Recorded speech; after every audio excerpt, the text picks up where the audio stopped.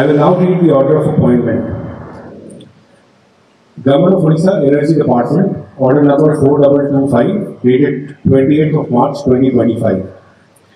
In exercise of the power conferred under subsection 5 of section 82 of the Electricity Act 2003, the state government is pleased to appoint Shri Pradeep Kumar Jena, IAS retired, as chairperson, Odisha Electricity Regulatory Commission, with effect from the date he assumes the office, by order of the governor.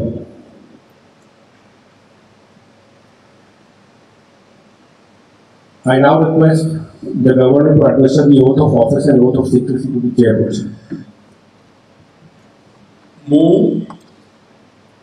मो प्रदीप कुमार जेना ओडिशा विद्युत नियामक आयोग अध्यक्ष भाव नियुक्त होइथिबारु ईश्वर नाम शपथ करुछि जे मो अध्यक्ष भाव मोर कर्तव्य श्रद्धा और शुद्ध अंतकरण एवं बिना भय बा पक्षपात बिना अनुराग बा द्वेष मोर क्षमता ज्ञान एवं विचार अनुसार निर्वाह करूँ।